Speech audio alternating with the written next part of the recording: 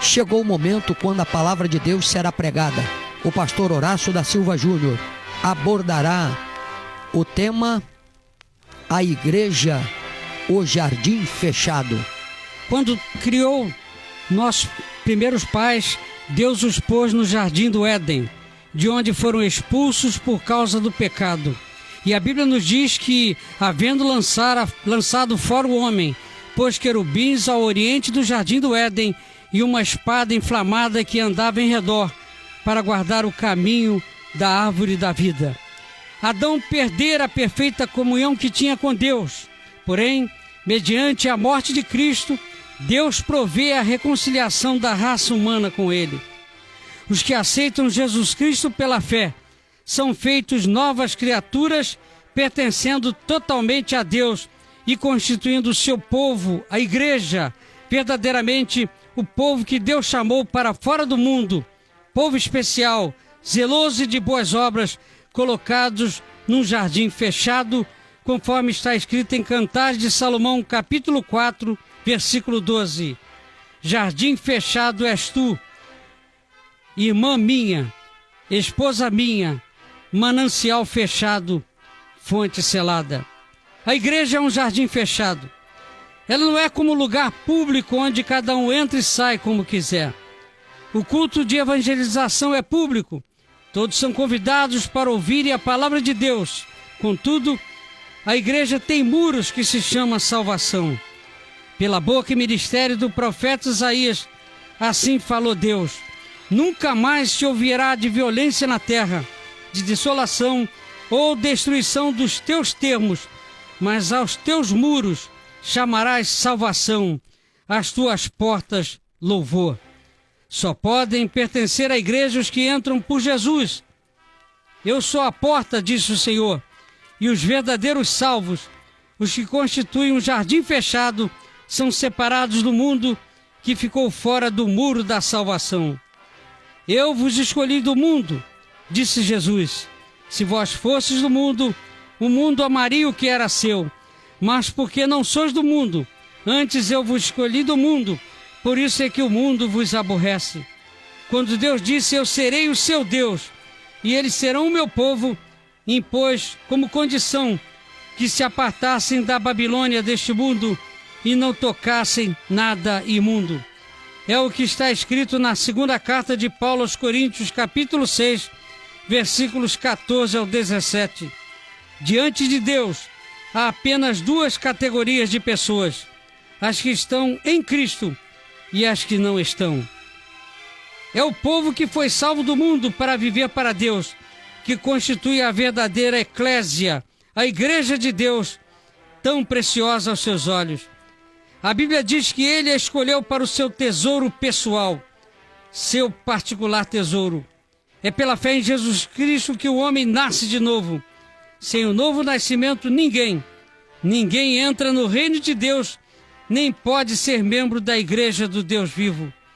Ninguém confunda a expressão nascer no Evangelho ou nascer no lar cristão como se fosse um sinônimo de nascer de novo.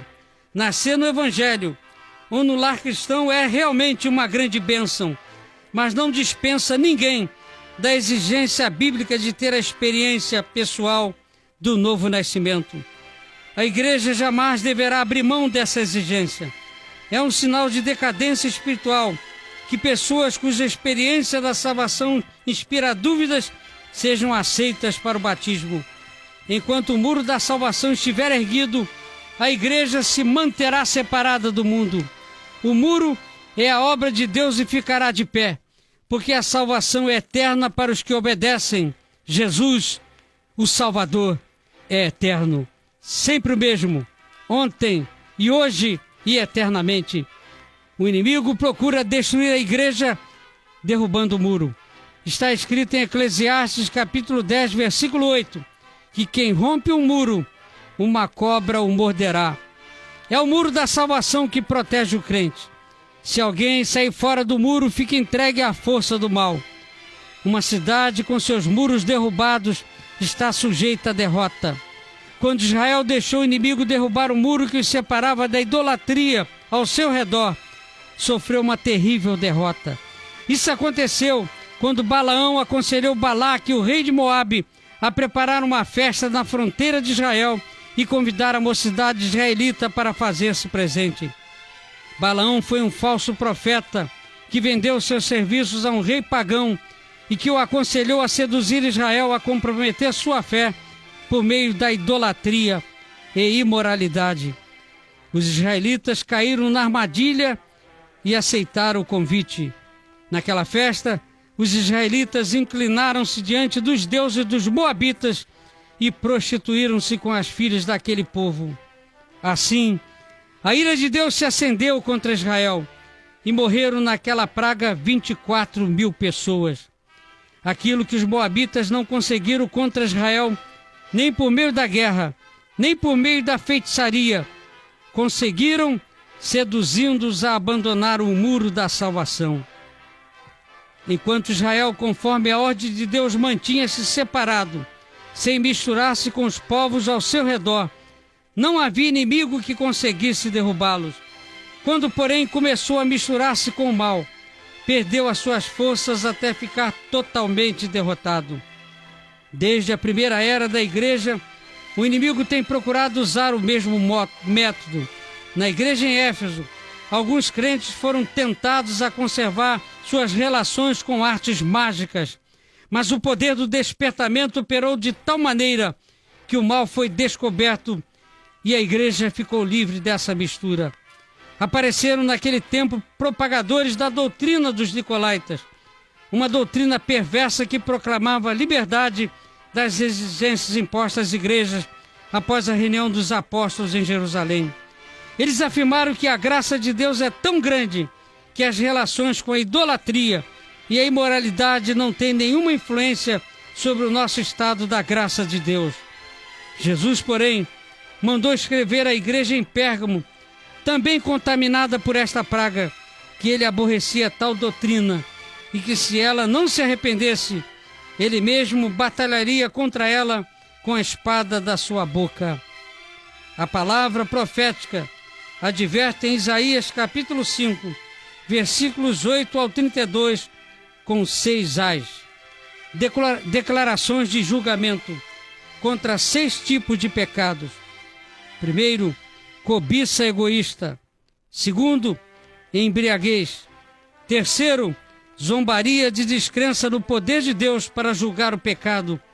Quarto, corrupção dos padrões morais de Deus.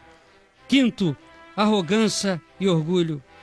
Ai dos que ao mal chamam bem e ao bem mal, que fazem da escuridade luz e da luz escuridade, e fazem do amargo doce e do doce amargo, sentenciou Deus pela boca do profeta Isaías, e está no capítulo 5, versículo 20.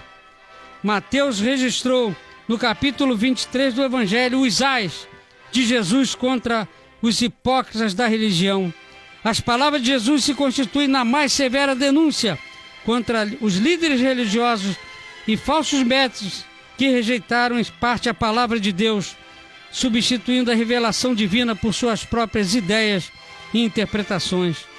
A mistura com o mundo é um mal, um perigo dominante nestes tempos que precedem a volta de Jesus.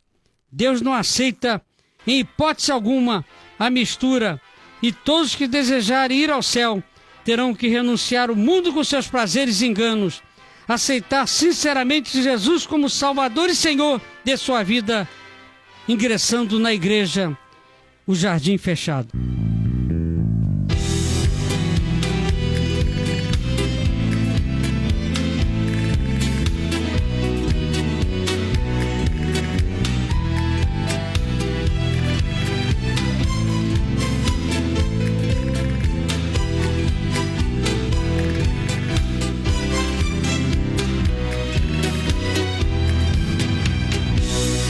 O relógio de Deus está marcando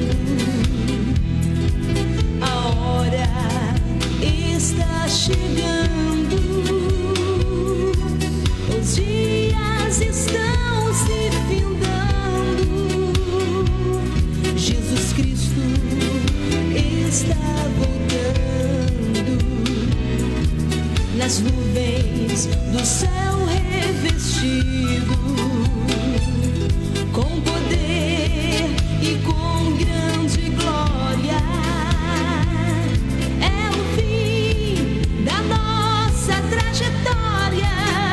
Vamos subir. Damos-te graças, ó Deus, pela existência da tua igreja na terra, chamados para fora, que constitui um jardim fechado. Sabemos, Senhor, da fúria de Satanás através dos séculos para destruir a tua igreja, Senhor, mas ela se mantém firme, inabalável, a coluna da verdade. Oramos por cada ouvinte que nos sintoniza, que nos acompanha pelo site, na internet, para que se recebam salvação, reconciliação, libertação, cura divina, despertamento espiritual. Oramos em nome de Jesus, em nome de quem agradecemos. Amém.